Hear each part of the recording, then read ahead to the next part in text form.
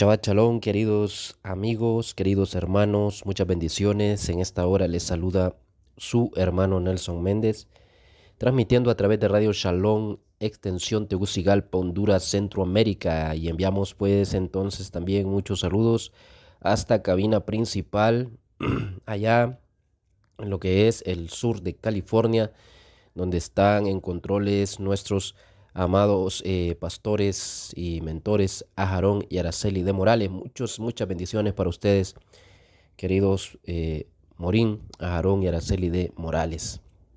También en esta hora quiero enviar saludos a todos los Morín y Morot de las Quejilot de Yehoshua, que también comparten su comentario de la Parashá cada Shabbat, del sistema trienal que llevamos en la Quejilá de Yehoshua, basados en lo que es el calendario sacerdotal perpetuo, el calendario más conocido como el calendario de Enoch. Y pues llevamos el sistema que se llevaba en la antigüedad, el sistema trienal de Parashot.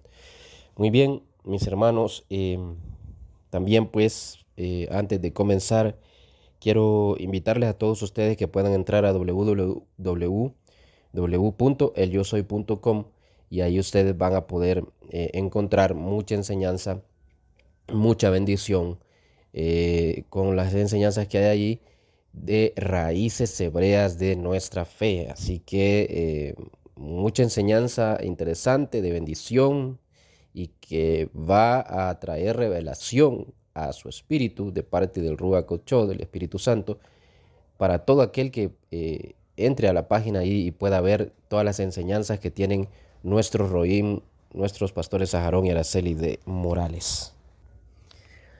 Así que están invitados para que puedan entrar, repito, a la página www.yosoy.com. Y bueno, vamos a hacer la tefilá para comenzar nuestro comentario de la parashá. Pero vamos a dar, ¿cómo se llama la parashá de este Shabbat? Se llama Veatá Tetzaveh, que significa y tú mandarás o tú ordenarás. Y está basada en Shemot 27:20 al 28:43, Ezequiel 3:10 al 27 y 43:10 al 12, también Jeremías 11:1 al 23, y Tehilim 64, y en el Pacto Renovado en Hebreos capítulo 3, verso 1 al 19. Pero hagamos entonces la tefilá a nuestro Jehová, a nuestro Elohim. Baruch atah Yehová Eloheinu melech olam asher bahar banu mikol ha'amim venatan lanu et torato. Baruch atah Yehová noten haTorah beshem Yeshua Mashiach Sar Shalom. Amén, amén y amén. Bendito eres tú, Jehová, Dios nuestro, Rey del universo, que nos escogiste de entre todas las naciones y nos entregaste tu Torah. Bendito eres tú, Jehová, dador de la Torah. En el nombre de nuestro Mesías Yeshua, príncipe de paz. Sar Shalom. Amén. Amén y amén. Bien, entonces nuestra parashá comienza en Shemot 27:20, donde leemos Veatá Tetzaveh et Benei Israel. O sea, nos dice, y tú mandarás o ordenarás a los hijos de Israel, y sigue diciendo que te traigan aceite de olivas puro, batido para la iluminación, para encender las lámparas permanentes. Y bueno, aquí comienza nuestra parashá, y nosotros vamos a basar nuestro comentario en el capítulo 28 de este mismo libro. Recuerde que llega hasta el 28 y verso 43, hasta el capítulo 28 y verso 43. Nosotros vamos a basar nuestro comentario entonces en lo que es el capítulo 28 de Shemot. Ya vimos cómo comienza entonces en el verso 27, verso 20, capítulo 27. Y nosotros vamos a estudiar un poco, comentar un poco en el capítulo 28, donde continúa la parashá.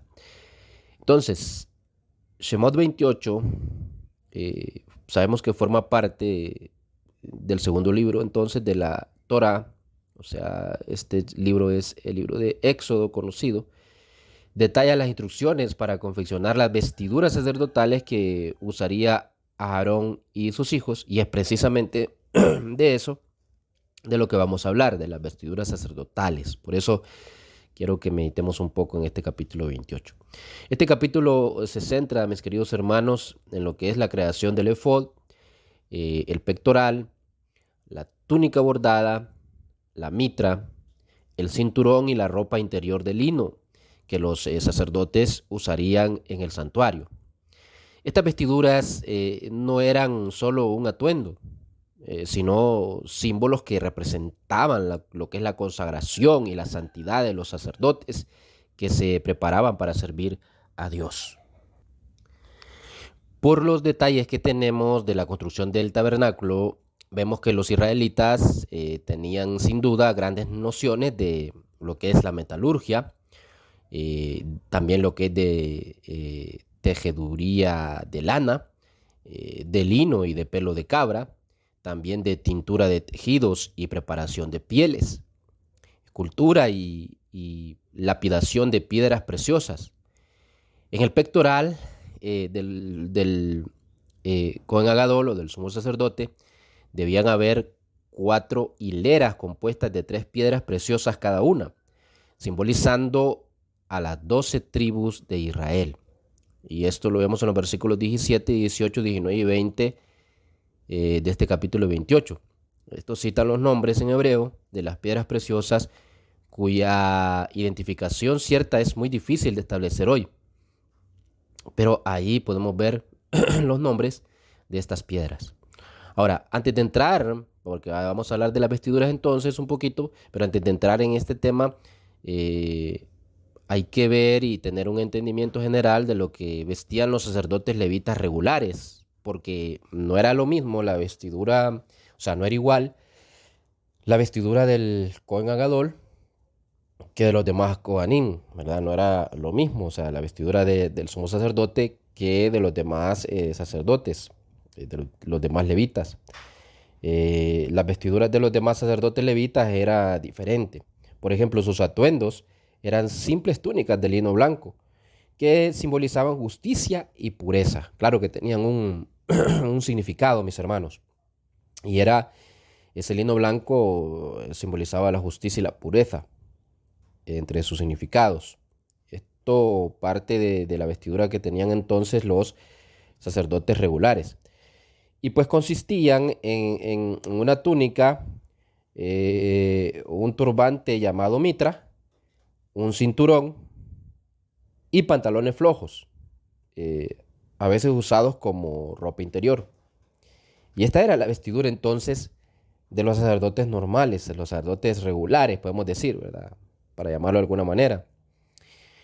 Entonces, comenzando con lo que es el capítulo 28, entonces, valga la redundancia, y a, a hablar de lo que es el Cohen Agadol, el sumo sacerdote y sus vestiduras.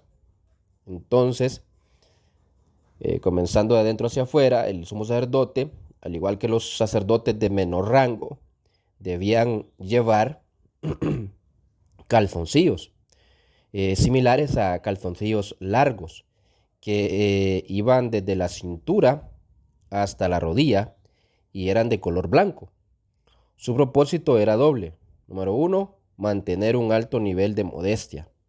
Muchas religiones paganas en esa época de la historia hacían que sus sacerdotes que ellos tenían sirvieran a sus dioses desnudos o con vestimentas sensuales y eróticas.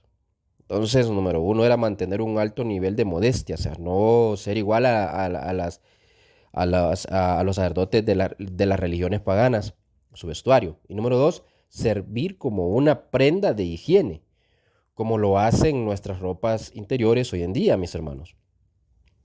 Las vestimentas entonces exteriores del sacerdote no debían contaminarse por secreciones corporales normales o anormales. Si se ensuciaban, debían ser lavadas cuidadosamente, lo que era una tarea compleja. Encima de los calzoncillos llevaba una túnica, que a veces se traduce incorrectamente como capa en algunas versiones de la Biblia. Pero según Flavio Josefo, pues la túnica era bastante ajustada y cubría desde el cuello hasta los pies, al igual que los calzoncillos estaba hecha entonces la túnica de lino blanco y solo era visible en unos pocos centímetros alrededor de los tobillos. Esto, según explica el historiador famoso y conocido Flavio Josefo. Encima de la túnica, el sumo sacerdote llevaba un manto de color azul que debía ser sin costuras, con una abertura para la cabeza y dos ranuras en los costados para los brazos. En el dobladillo inferior alternaban granadas azules, violetas y rojas con pequeñas campanas de oro. Granadas de vestuario, no estamos hablando de armas. Ok. Y este manto azul entonces llegaba desde el cuello hasta justo debajo de las rodillas. Luego, el sumo sacerdote se ponía el efod, una vestimenta de dos piezas que cubría el pecho y la espalda. A veces se confunde el efod con el pectoral porque ambos estaban unidos. Para ser precisos, el efod era la base a la que se fijaba el pectoral y estaba bordada con hilos de lino azul, violeta y rojo. Las partes delanteras y trasera estaban unidas por una correa trenzada que caía sobre los hombros. Y continuando pues con esta vestimenta del Cohen Agadol, dos piedras de onix estaban fijadas a las correas trenzadas de los hombros, cada una con los nombres de 6 tribus de Israel grabados. Encima del efod estaba el pectoral, también llamado pectoral del juicio. Este accesorio era cuadrado y contenía un bolsillo con 12 piedras preciosas, cada una grabada con el nombre de una de las tribus de Israel. En el bolsillo había dos piedras misteriosas llamadas Urim y Tumim. Yo creo que ya usted ha escuchado de estas dos piedras, Urim y Tumim. El Cohen Agadol o sumo sacerdote también llevaba un turbante llamado mitra y en la frente una corona de oro puro. En algunas versiones dice lámina de oro puro. Eh, con las palabras grabadas santidad a Jehová. Escuche bien cómo iba grabado allí en la corona de oro puro, o como dicen algunas versiones, también en la lámina de oro puro, iba grabado, y esto lo llevaba en la frente, el Cohen Agadol, iba grabado el bendito nombre de Jehová y decía, santidad a Jehová. Así decía. El pueblo, mis hermanos, hebreo de esta época conocía el bendito nombre de Jehová. Y hoy se oculta. Hoy lo ocultan muchos. Hoy otros hablan de otros nombres que no tienen nada que ver con el bendito nombre. Ni siquiera en el hebreo, como por ejemplo Yahweh, que no existe ese nombre en el hebreo, no existe, no existe. Simplemente no existe. Pero muchos están engañados diciendo que Yahweh es el bendito nombre, cuando ese es un nombre babilónico y es un nombre pagano en realidad. Y ese es un tema muy, muy delicado porque muchos están siendo engañados con ese nombre. Pero aquí dice que decía esta vestimenta del Cohen Agadol en su frente llevaba la corona de oro puro y decía santidad a Jehová. Ah, aleluya, qué hermoso, mis hermanos.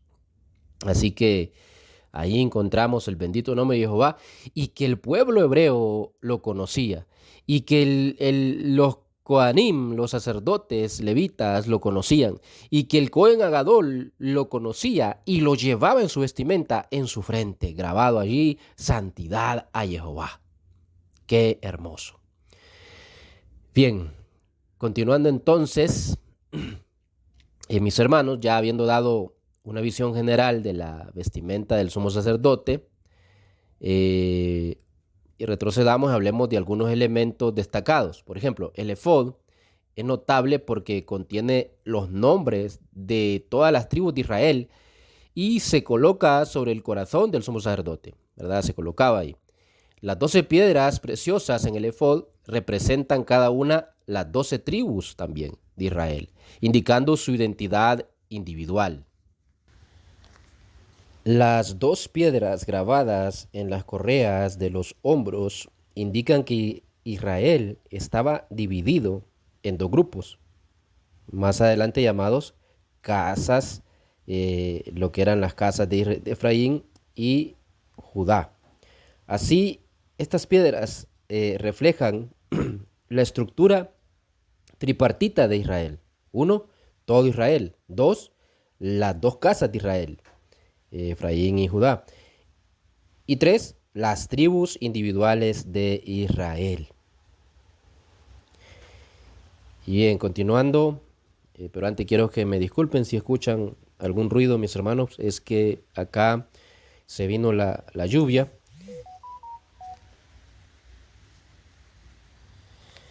Así que bueno, la lluvia es una bendición de nuestro Adón Yeshua, nuestro Jehová, y bueno, bendito sea Jehová por la lluvia. Bien, como dije, mis hermanos, continuando entonces, parte del efod era un bolsillo llamado Oshem, que contenían lo que ya mencioné, el Urim y el Tumim, muy famosos, muy conocidos, utilizados para tomar decisiones. La forma exacta en que se usaban estas piedras es pues todo un misterio. Sabemos, por ejemplo, que estaban dentro del efod, parte integral de él y del pectoral, llamado también pectoral de justicia o juicio. En hebreo, esa palabra es Oshem a Mishpat, ¿verdad? Es importante recordar que en hebreo juicio, o sea, Mishpat, no implica castigo.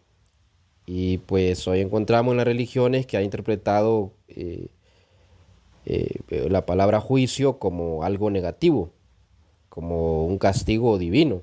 Sin embargo, en el hebreo, mishpat significa literalmente justicia, no juicio, sino que es justicia. Por lo tanto, el pectoral de justicia representa el sistema de justicia de nuestro Elohim y Jehová. Uno de los aspectos fascinantes del Urim y Tumim es su significado en hebreo. Urim significa luz y Tumim en hebreo significa perfección o realización. Ambos son plurales, refiriéndose a luces y perfecciones. Luz y perfección son 2 cualidades representativas de nuestro Dios. Esta idea se profundiza pues con los títulos de Jehová. En el nuevo, mal llamado así, Nuevo Testamento, que en realidad es el Pacto Renovado, se le llama Alfa y Omega, el principio y el fin. En hebreo es pues el Aleph y Taf. Y en hebreo la palabra Urim comienza con la letra Aleph. Y la primera, ¿verdad? La letra Aleph es la primera letra del alefato hebreo. Y Tumim con la letra Taf, que es la última letra del alefato hebreo. Así el Urim y el Tumim representan la naturaleza de Dios como el primero y el último. Espero que estemos entendiendo, mis queridos hermanos.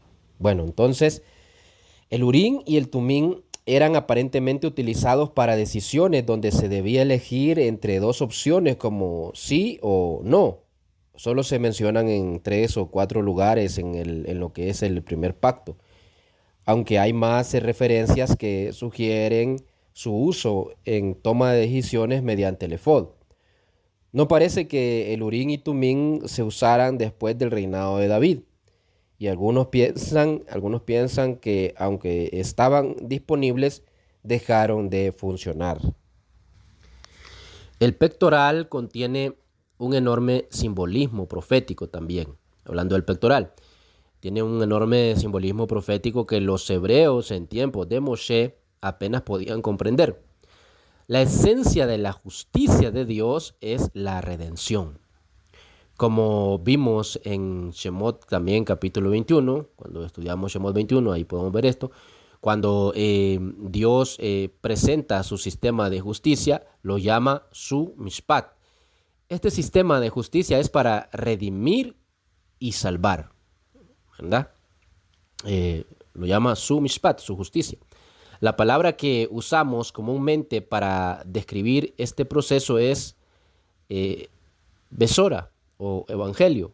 Podríamos llamar al pectoral entonces el pectoral del evangelio o de la besora, ya que encarna la justicia de Dios, la luz y perfección de Dios, e Israel como nación, por medio de la cual también Dios sabemos que tiene plan para la humanidad a través de Israel y las tribus dispersas. Y pues finalmente Israel produciría un israelita especial, Yeshua de Nazaret, Yeshua de Nazaret, la piedra angular de la justicia de Jehová. Aleluya.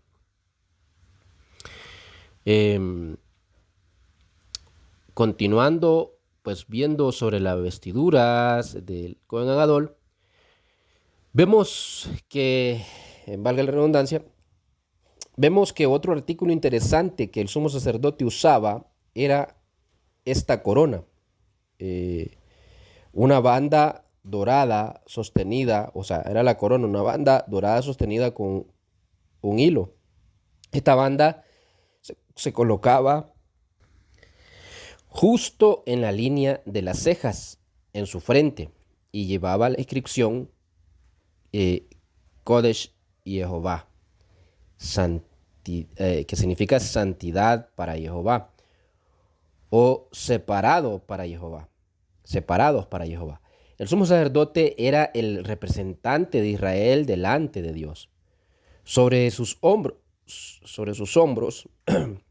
descansaba la aceptación o el rechazo de todo Israel. Así que vemos cuánta responsabilidad tenía. Y como veremos brevemente en la consagración y ceremonia de dedicación de Aarón y los otros sacerdotes, el concepto de sustitución en el sistema de justicia de Dios se muestra claramente y se ejemplifica en el sumo sacerdote. Cuando el sumo sacerdote entra al lugar santísimo en Yom Kippur, el día de la expiación, cuando entraba pues, él cargaba sobre sí todos los pecados de Israel cuando se acercaba a Dios y él hacía expiación por Israel.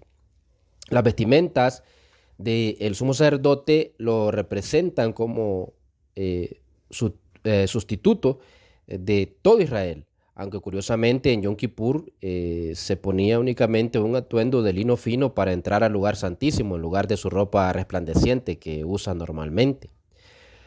Además, el animal de sacrificio cuya sangre el sumo sacerdote o Cohen Gadol rociaba en el propiciatorio representaba la muerte sustitutiva que debería recaer sobre nosotros.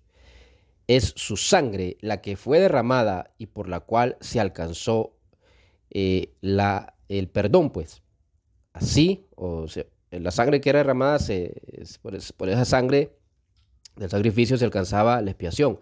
Así ahora Yeshua es ambos, el sumo sacerdote y también el sacrificio de la redención, del perdón.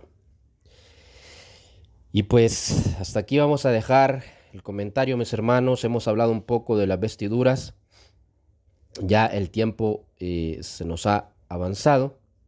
Así que les doy a ustedes muchas gracias por su atención. Quien estuvo con ustedes, su hermano Nelson Méndez, quien les agradece a todos por su bella sintonía en Radio Shalom y por estar con nosotros en este Shabbat, celebrando este bello día, el Shabbat que Jehová ha dejado para todos nosotros. Mucha berajot para cada uno. Entonces, mis queridos hermanos, nos escuchamos en la siguiente parashá, si Jehová así lo permite. Hasta la próxima y Shabbat Shalom. Bendiciones.